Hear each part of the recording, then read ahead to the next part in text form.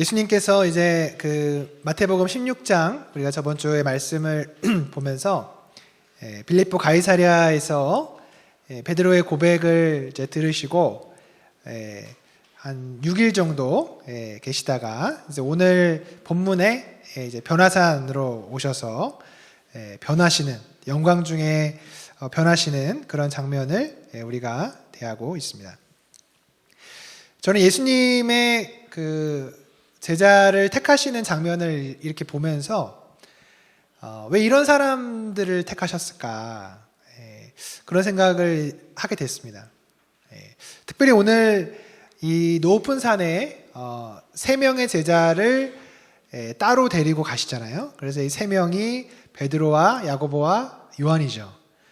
이 3명의 제자를 따로 택하셔서 특별히 이 3명을 데리고 이렇게 가시는데 이 3명의 면면을 보면 그렇게 가까이 하기에는 굉장히 피곤한 사람들이다.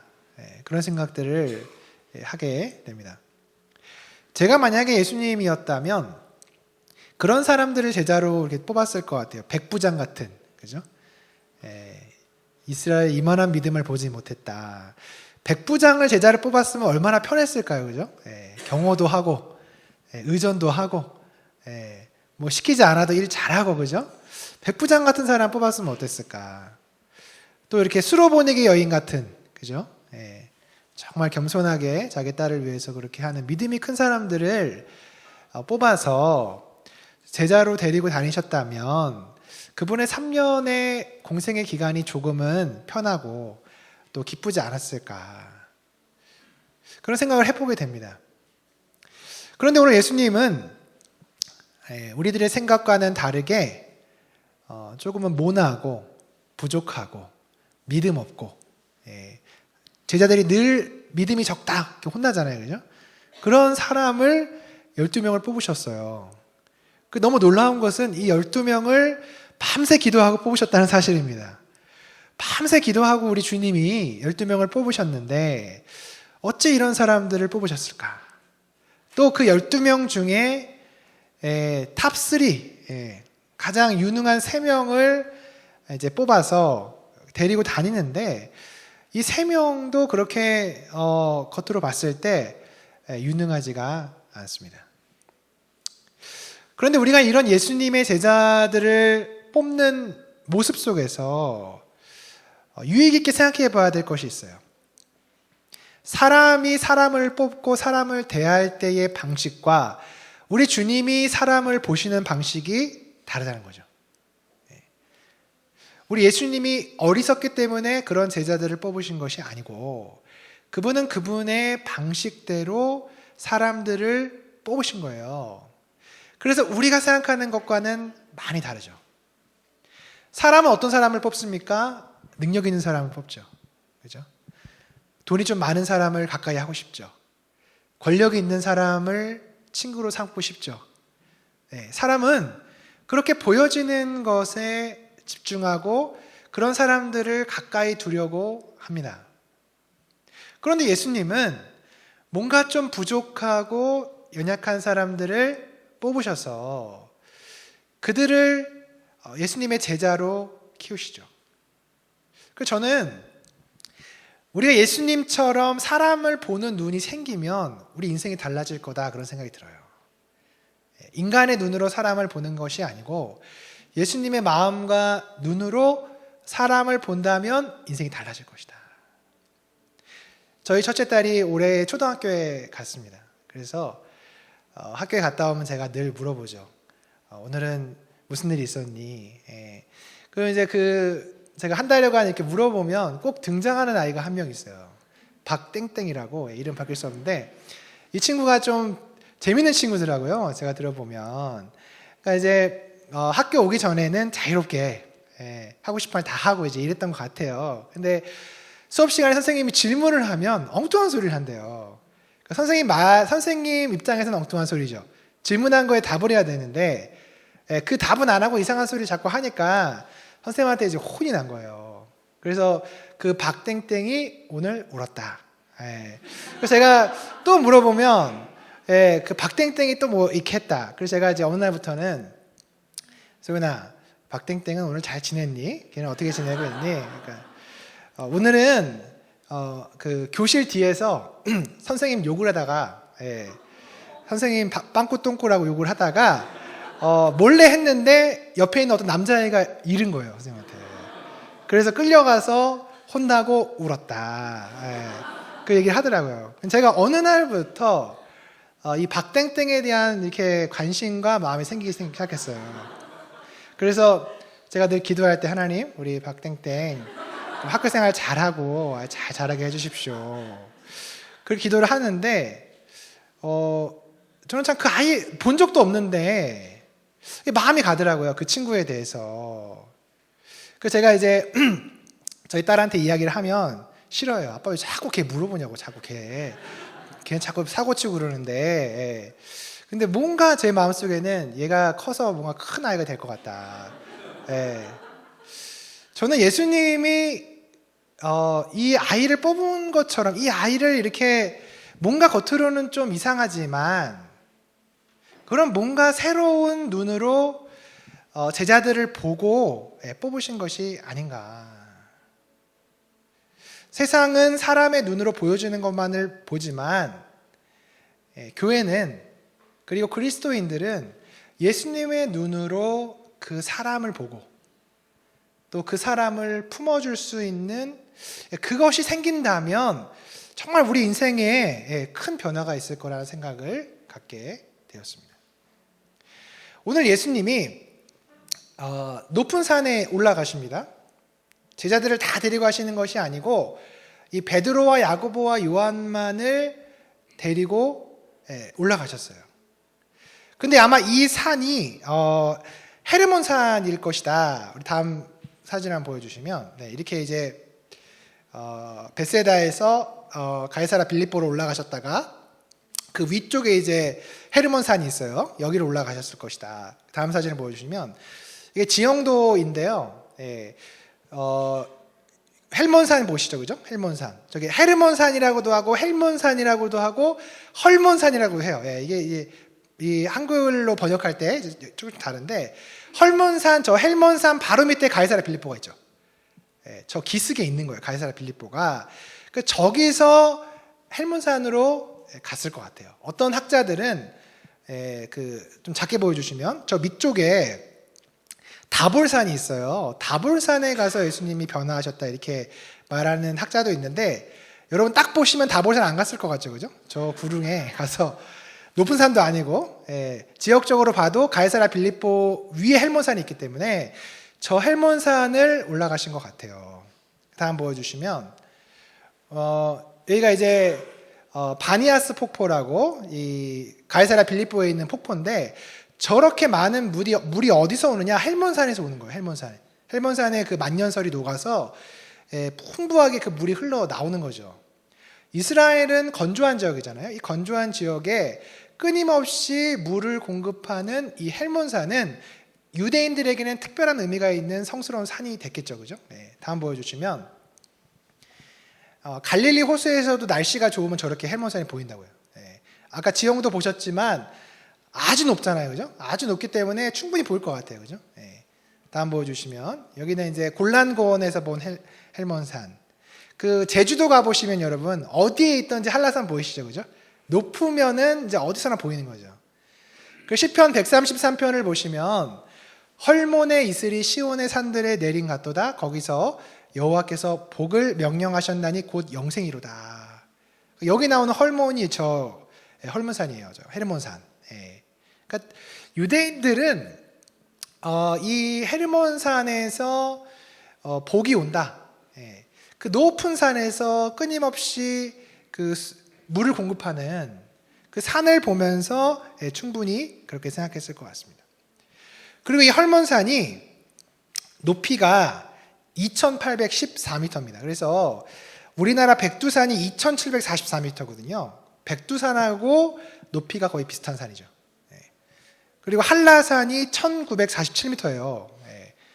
우리나라 제일 두 번째로 높은 산이 한라산이고 백두산이 높은 건데 이 헬몬산이 백두산만큼 높죠. 높은 산입니다. 그 한라산도 높은 산이죠. 제가 군대 전역하고 그 군인 정신으로 한라산을 그때 바로 간 적이 있었는데 2시간 올라가고 2시간 만에 내려왔어요. 한라산 정상을. 군인 정신으로. 그리고 나서 이틀 동안 못 걸었어요. 어리석은 거죠. 제가 그 브로셔 보니까 한라산이 9시간 코스더라고요. 올라가서 4시간 반, 내려가는 4시간 반. 9시간에 이렇게 올라가서 내려와야 되는데 그 군대 전역하고 뭐든지 다 할 수 있을 것 같은 생각이 들어가지고 2시간, 4시간 만에 올라왔다가 제가 한 이틀을 못 걷고 이게 이유가 다 있구나. 9시간을 가라는 이유가 여기 있었구나. 그런 깨달은 적이 있었는데요. 높습니다. 한라산 올라가 보신 분들 높겠죠, 그죠? 근데 저 헬몬산은 거의 3,000m예요. 오늘 제자들이 예수님을 따라 올라가서 그들이 그 누가복음에 보면 깊이 졸거든요. 깊이 자요. 저 높은 산을 왜 올라가는지 모르고 예수님을 따라서 올라가긴 올라갔는데 제 생각에는 아마 등산의 후유증으로 잔 것 같아요.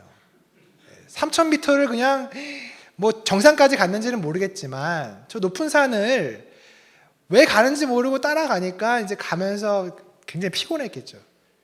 그래서 그 산에 가서 그들이 졸게 됩니다. 그런데 오늘 본문에 베드로와 이 제자들의 모습과는 너무나 대조적으로 오늘 이 변화산 사건은 굉장히 중요한 사건입니다. 예언이 성취되는 사건이고 새로운 시대가 열리는 중요한 사건입니다. 이 사건은 출애굽기에 그 시내산에서 모세가 언약을 받는 사건을 거의 재현해 놨다고 봐야 돼요. 그래서 그 다음을 보여주시면 그 출애굽기 24장에 그 출애굽한 이스라엘 백성이 밑으로 내려와 가지고 시내산에 머물잖아요. 그래서 그 시내산에서 모세가 이제 올라갑니다. 산에 올라가죠, 그죠? 12절에 보시면 산에 올라가서 네가 그들을 가르치도록 내가 율법과 계명을 친히 기록한 돌판을 내게 주겠다. 그래서 모세가 산에 올라가서 율법을 받아오는 거죠. 근데 16절을 보시면 여호와의 영광이 시내산 위에 머무르고 구름이 엿새 동안 산을 가렸다. 오늘 예수님이 가이사랴 빌립보에서 엿새를 머무시고 여기를 가시거든요. 그러니까 이 엿새라고 하는 의미가 여기서 나오는 거예요.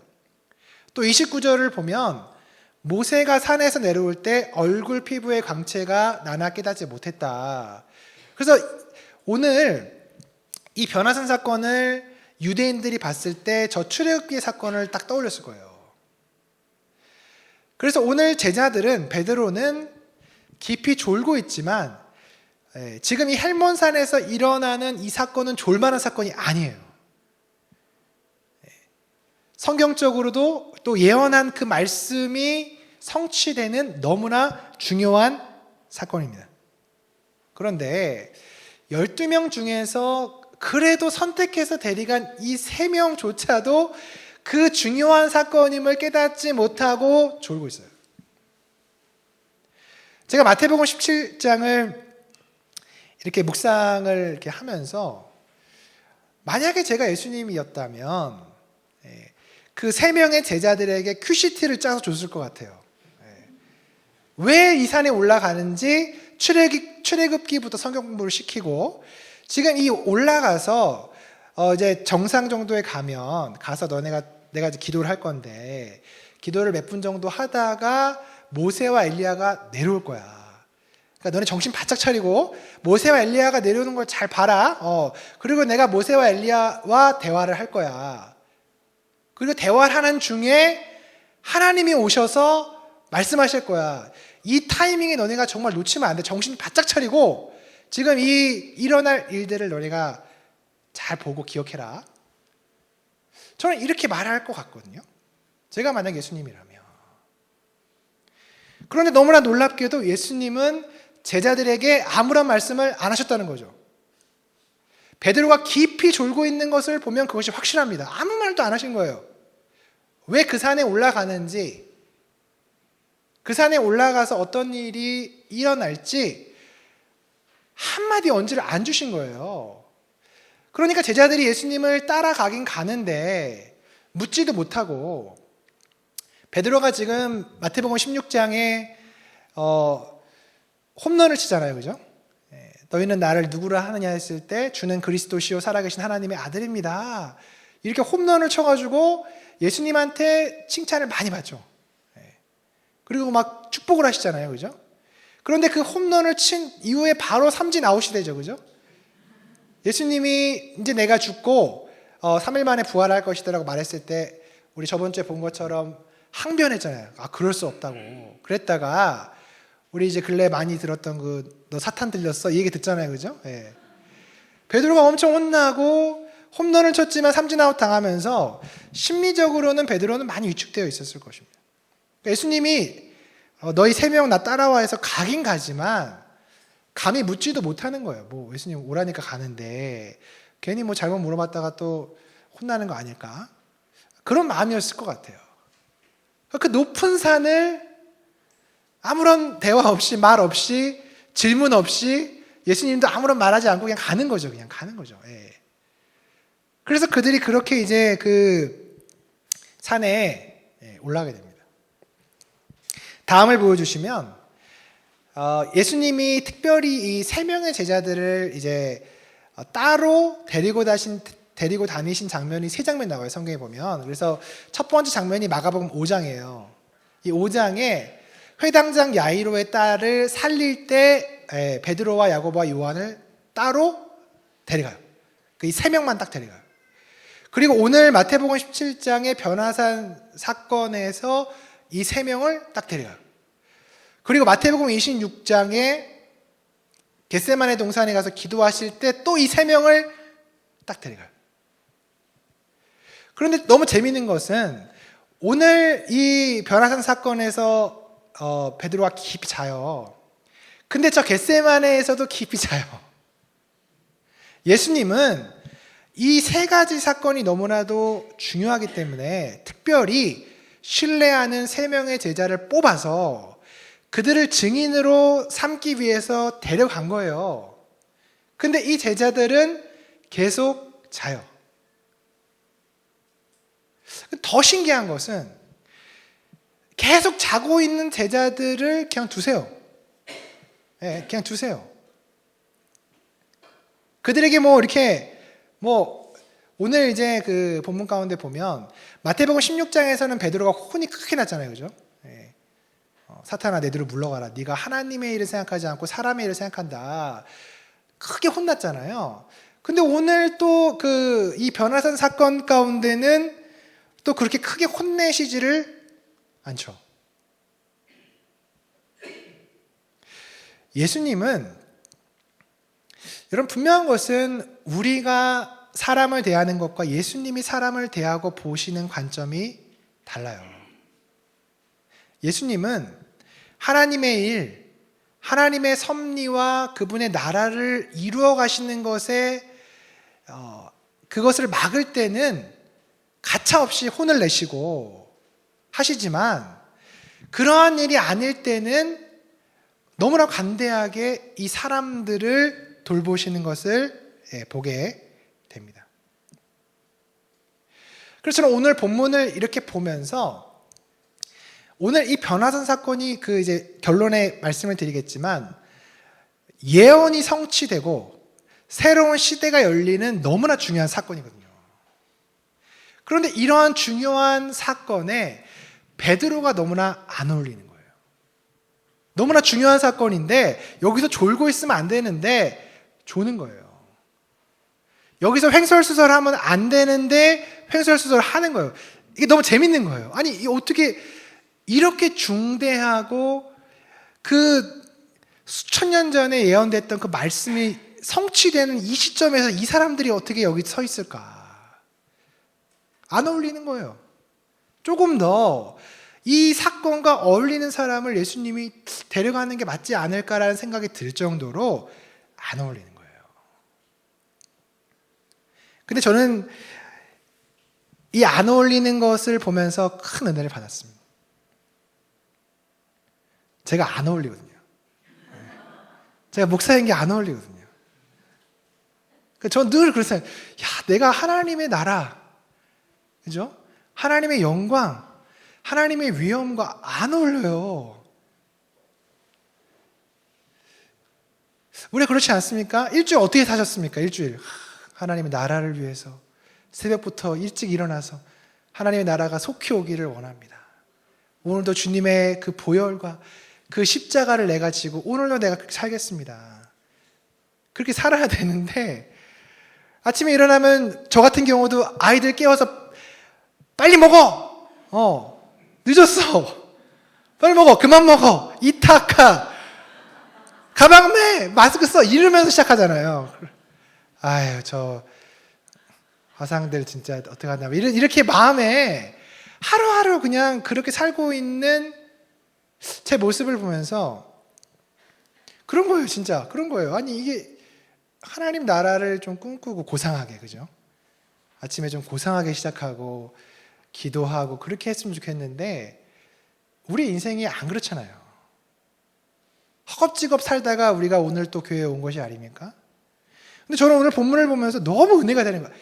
야, 주님이 그 엄청난 스케일의 하나님의 나라를 이루어가는 하나님의 예언이 성취되는 이 사건 속에서 너무나도 안 어울리는 베드로를 데리고 가시는데 그 베드로를 내치거나 혼을 내시거나 그런 한마디의 말씀도 없이 그냥 베드로를 데리고 가시는 그 모습이 마치 저를 이렇게 다듬으면서 데리고 가시는 모습처럼 제가 보여지더라고요. 오늘 예수님은 그러신 거예요.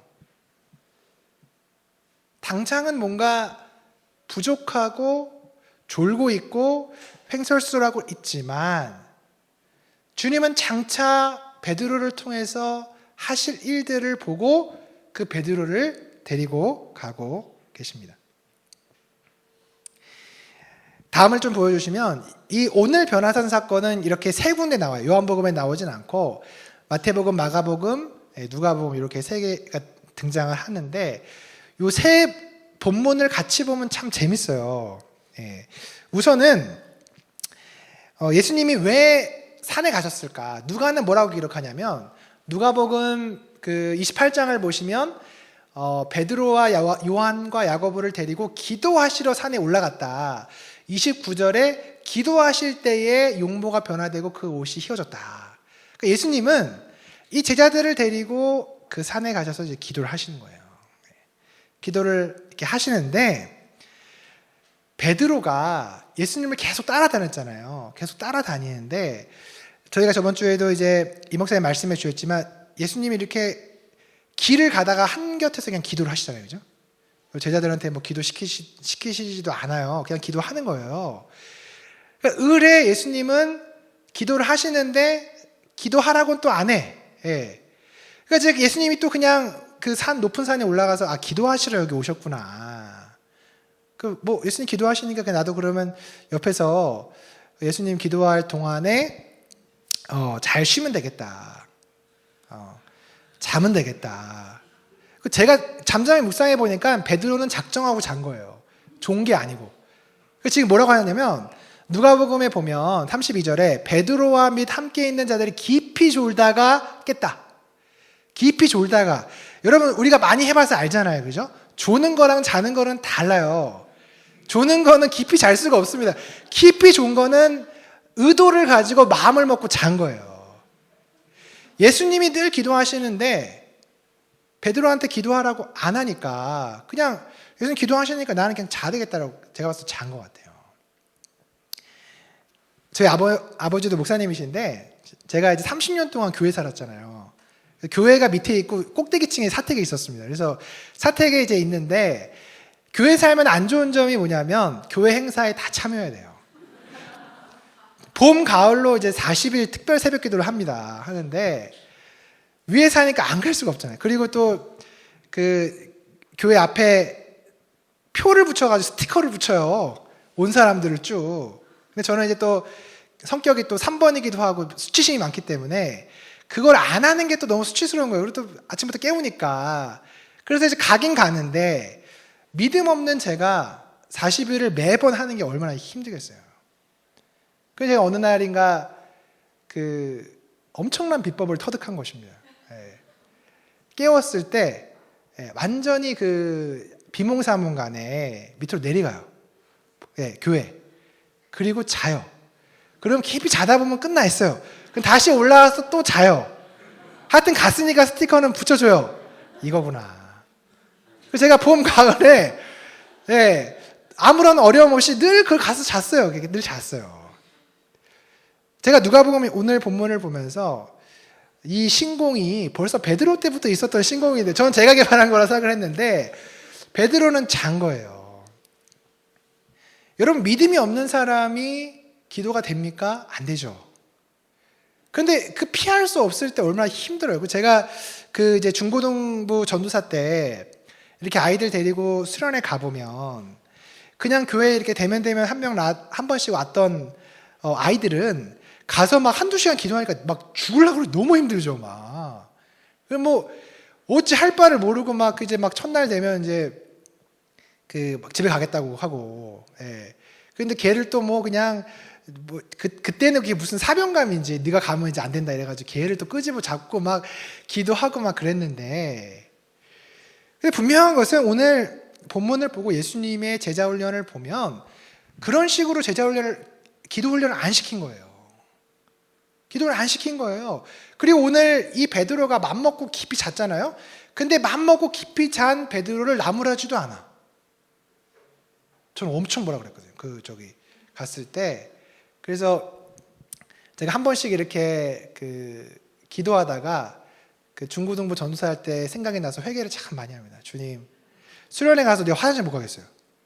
예배 시간에 화장실 가면 안 된다고. 곧 성령님이 오실 거다. 저는 그렇게 생각을 했거든요. 곧 오시는데 얘가 화장실 간 사이에 오시면 안 되잖아요.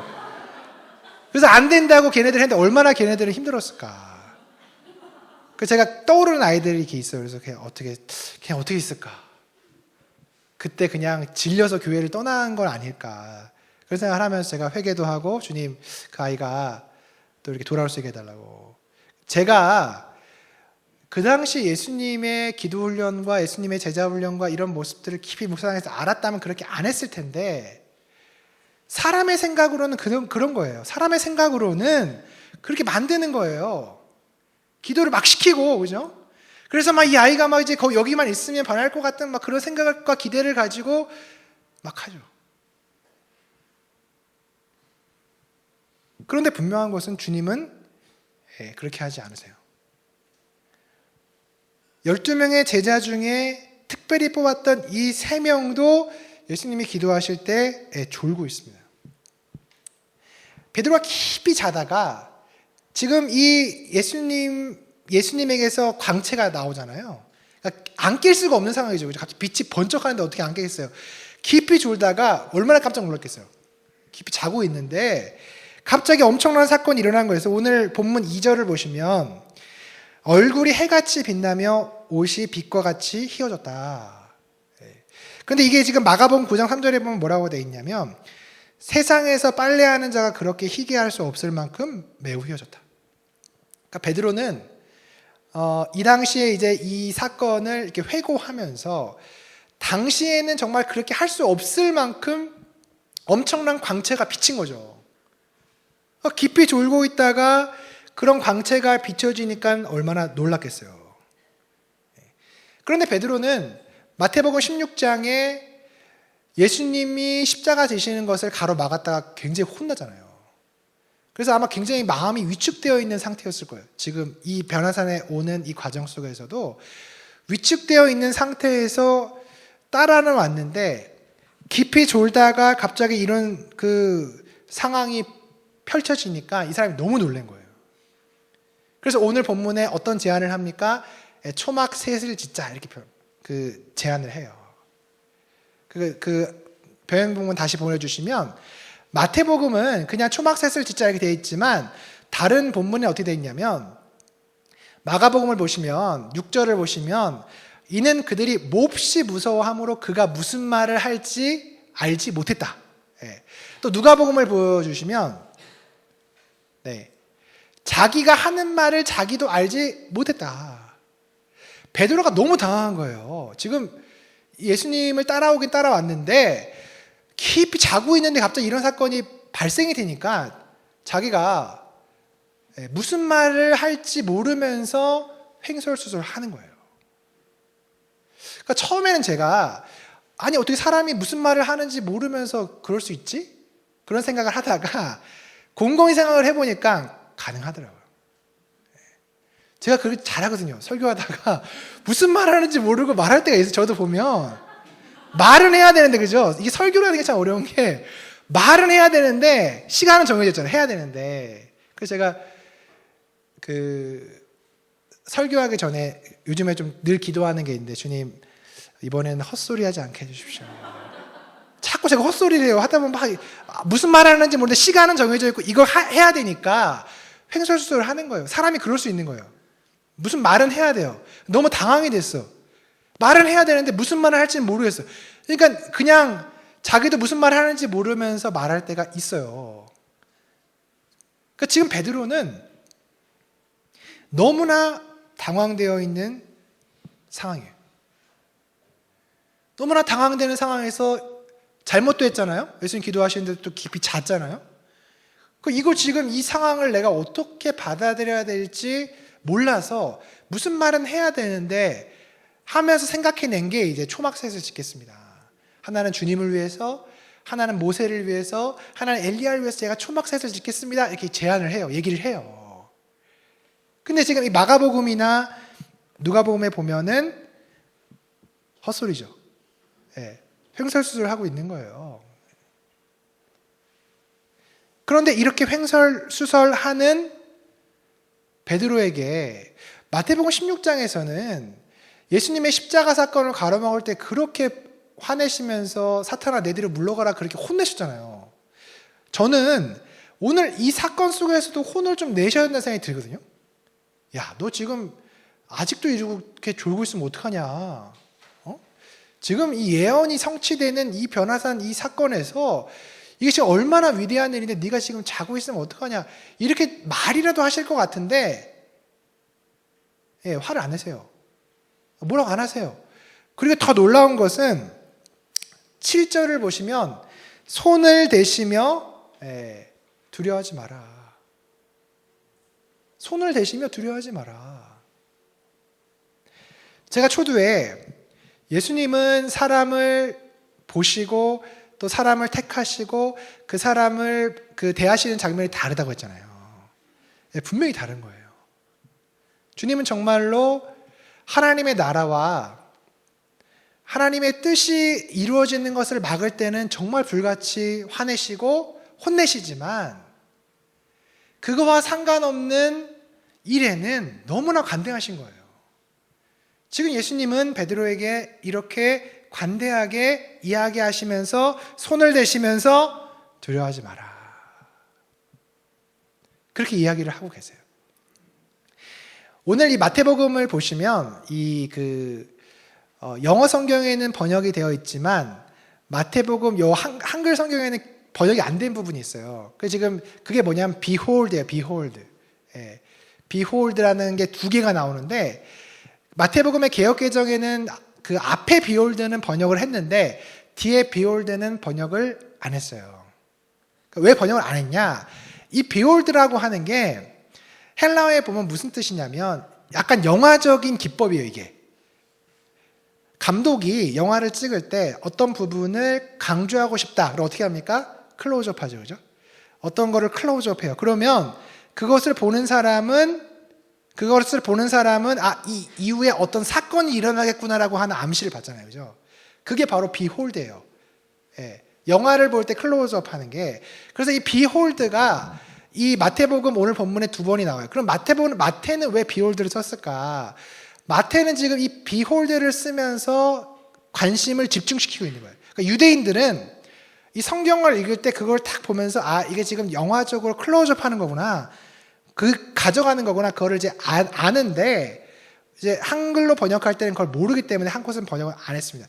그래서 위쪽을 보시면 그때에 여기는 번역을 했어요. behold. 그런데 그 밑에를 보시면 빛난 구름이 그들을 덮으며 그 사이에 또 behold가 있어요. 구름 속에서 소리가 나서 이르시되 이는 내 사랑하는 아들이요 내 기뻐하는 자라 너희는 그의 말을 들으라. 그래서 이 behold가 2번 나오는데 제가 오늘 병행 본문을 3개 놓고 이렇게 쭉 보니까 그 behold가 뭔지를 알겠더라고요. 여러분 첫 번째 그 behold가 뭡니까? 그때에 베드로가 뭐하고 있었어요?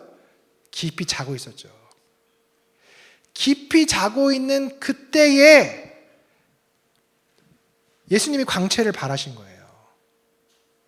그리고 저 5절에 하나님께서 나타나셔서 말씀하실 저 behold의 베드로가 뭐하고 있었어요? 횡설수설하고 있었죠. 그죠? 횡설수설하는 그때에 하나님이 나타나셔서 말씀하시는 거예요. 그러니까 그런 영화적인 상상력을 가지고 마태복음을 보면 지금 마태는 제가 초대에 말씀드린 것처럼 예수님의 광채와 그 위엄과는 너무나 대조되는 졸지 말 곳에서 깊이 졸고 있고 하나님이 나타나셔서 말씀하시는 그때에는 횡설수설을 하고 있는 이 두 장면을 대조하고 있는 것입니다.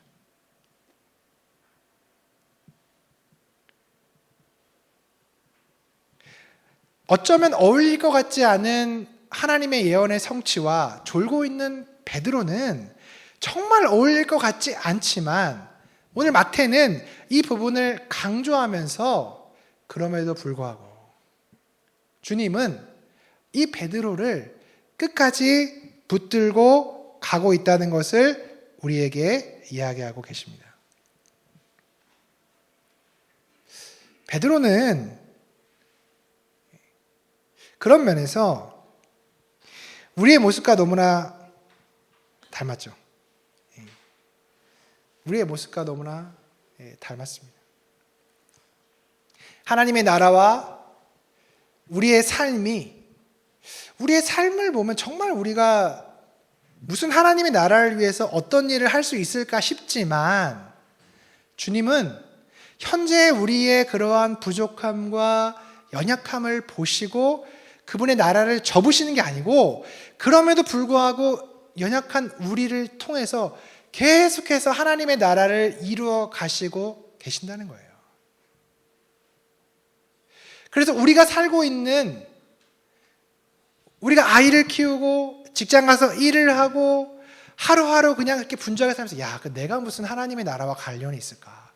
난 그냥 이렇게 사는데 야, 나는 그냥 이렇게 살다가 죽겠다. 이렇게 생각할 수도 있지만 예수님은 그렇게 생각하시지 않는다는 거예요. 가정에서 아이를 키우며 고군분투하고 있는 여러분을 직장에서 또 직장 상사와의 갈등 가운데 고군분투하고 있는 여러분을 그냥 그 모습으로 보시는 것이 아니고 그 여러분을 통해서 하나님의 계획과 하나님의 나라를 이루어 가시고자 하는 그 꿈을 계속해서 가지고 계신다는 것입니다. 저는 그런 면에서 오늘 말씀을 보면서 참 큰 그 도전과 위로를 받았습니다. 제가 근래에 저의 이 10년의 어떤 삶을 이렇게 복기를 해봤어요. 내가 10년 동안 어떻게 살았나. 복기를 이렇게 해봤더니 그냥 애들 키우면서 살았더라고요. 애들 키우면서 너무 힘들었던 거예요. 그래서 제가 이제 설교 시간에 그런 육아하고 이런 것들 막 힘든 얘기 막 많이 하고 그죠.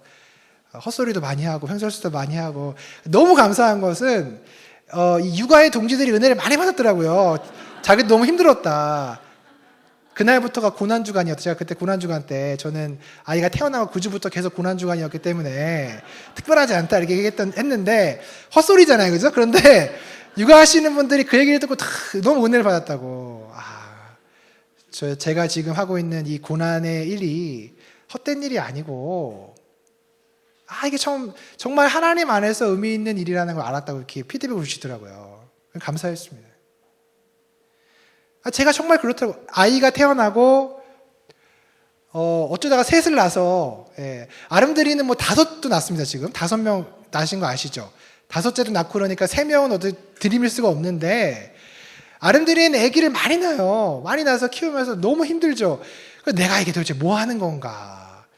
애들 키우고 이렇게 하면서 이게 도대체 무슨 의미가 있나?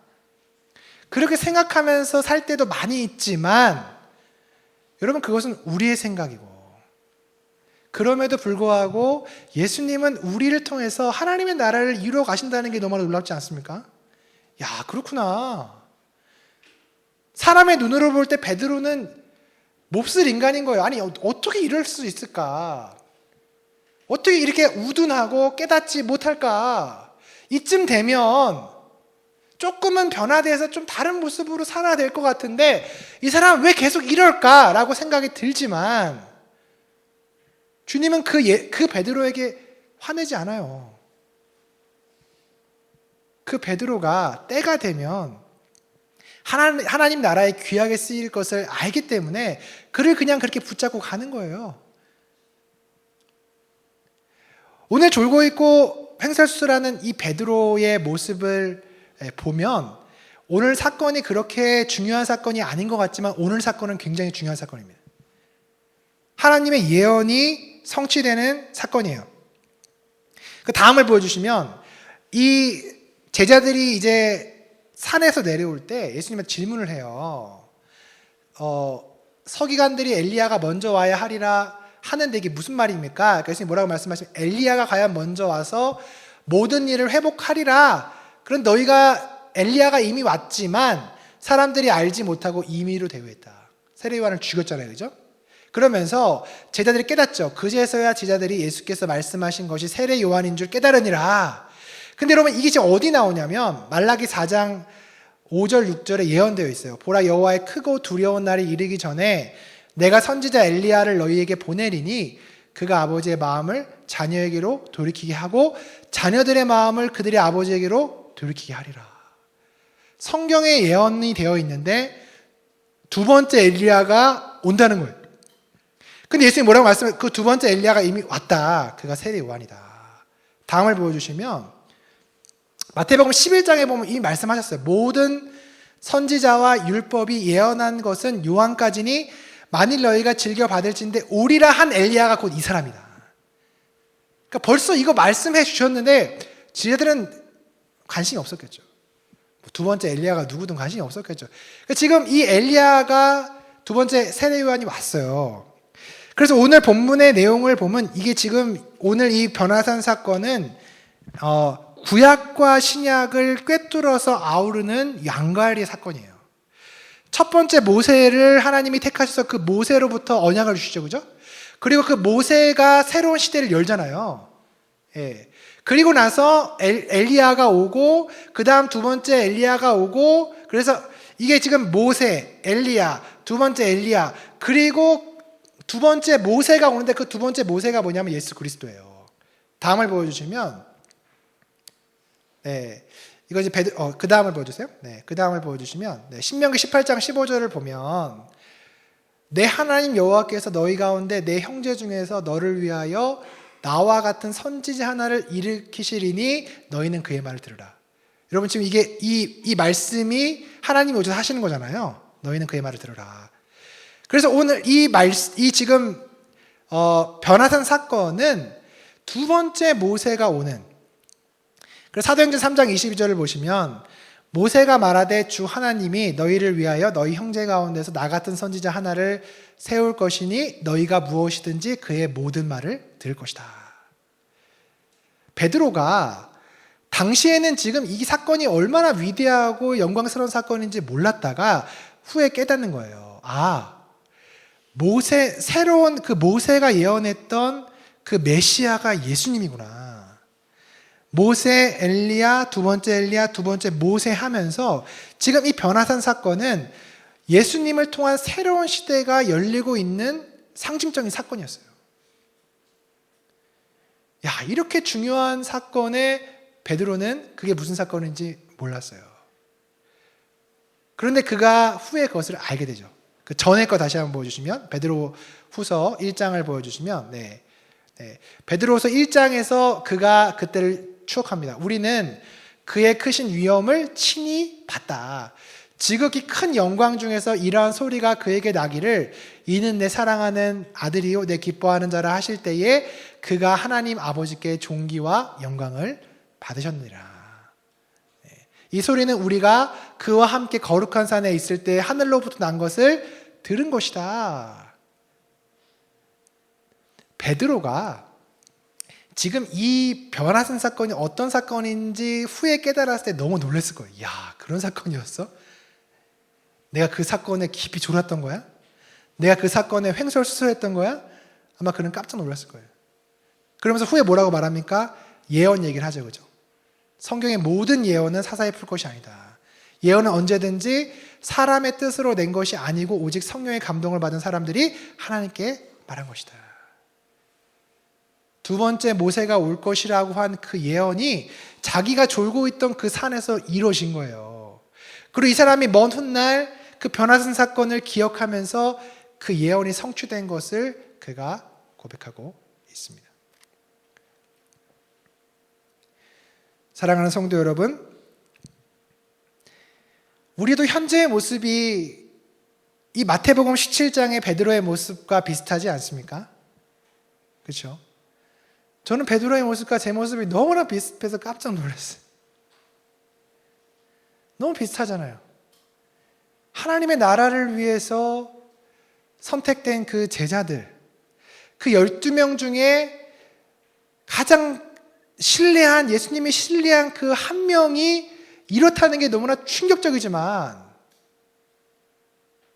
이 부족한 사람을 예수님이 계속해서 붙드시면서 이 사람을 데리고 가시는 그 장면이 너무나 감동적인 거예요. 여러분, 우리도 그렇습니다. 우리도 그냥 그렇게 막 살면서 야, 도대체 내가 어떻게 하나님 나라와 관련이 있을까? 야, 내가 무슨 하나님 나라를 그렇게 꿈꿀까? 내가 무슨 그런 쓰임을 받을까라고 생각은 하지만 주님은 우리한테 그런 계획이 있으신 거예요. 베드로의 모습을 보면서 본받을 한 가지를 제가 딱 발견했는데 그 한 가지가 뭐냐면 어떻게든 예수님께 붙어 있었다. 가서 졸더라도, 그죠? 예수님 따라오라고 따라가잖아요, 그죠? 가서 졸더라도, 횡설수설하더라도 예수님은 안 떠난 거예요, 이 베드로가. 계속 예수님 따라다니는 거예요, 예수님 따라다니는 거예요. 우리는 인생을 살다 보면 예수님 떠나고 싶을 때도 있어요. 아, 예수님 왜 내 기도 이렇게 안 들어주시지? 내 인생이 왜 이렇게 꼬였지? 풀리는 게 아무것도 없어. 왜 이렇게 어렵지? 아, 나 교회 그만 가야 되겠다. 신앙생활 그만하고 싶다. 솔직히 그런 마음이 들 때가 있죠. 우리 인생이 그렇잖아요. 우리 인생이 그렇게 평탄한 사람이 누가 있습니까? 저희가 수요일에 중보기도 모임 하는데 기도 모임 이렇게 기도 제목 올라오거든요. 야, 사건 사고가 너무 많아요. 이렇게 힘들겠다. 이렇게 또 이것도 안 되고 저것도 안 되고. 힘든 인생길을 걷다 보면 아, 주님과 좀 멀어지고 싶다. 아, 기도 좀 쉬고 싶다. 주님 좀 그만 따라가고 싶다. 그냥 나 좀 편하게 살고 싶다. 이런 마음이 들 때가 우리에게 솔직히 있습니다. 그런데 베드로를 보면 이 사람은 그렇게 욕을 먹으면서 주님을 따라가는 거잖아요. 그죠? 사탄아 내 뒤로 물러가라 그 얘기 듣고도 또 따라가는 거잖아요. 그죠? 주님을 또 따라가는 거잖아요. 물론 그는 예수님 십자가 지실 때 예수님 따라가서 3번이나 저주하면서 부인하죠. 그죠? 잘못했죠. 예수님 어떻게 그렇게 부인할 수 있을까 싶지만 따라갔잖아요. 그죠? 따라갔잖아요. 너무 무서워서 그 여종 앞에서 그렇게 부인했지만 그래도 베드로는 계속 따라가는 거예요. 예수님 따라가는 거예요. 횡설수설할지라도 뭐가 좀 부족할지라도 다시 그분 앞에 서 있는 그 베드로의 모습을 보고 오늘 본문에서 주님이 손을 얹으면서 그를 일으켜 세우신 것이 아닐까, 저는 그런 생각을 하게 됐습니다. 사랑하는 성도 여러분, 우리 너무나 어려운 시대를 살고 있습니다. 자녀 키우기도 어렵고 직장 생활하기도 어렵고 교회 생활하기도 어렵고, 그죠? 사람 대하기도 어렵고, 우리가 이러한 시대를 살면서 정말 붙들어야 할 것이 무엇입니까? 예수님이죠. 우리가 그러하기에 우리는 많이 부족하지만 그럼에도 우리를 끝까지 데리고 다니시는, 끝까지 우리를 붙드시는 그 예수님을 우리가 떠나지 않고 그분께 붙어있는 하나님의 사람들이 다 되시기를 주님의 이름으로 축복합니다.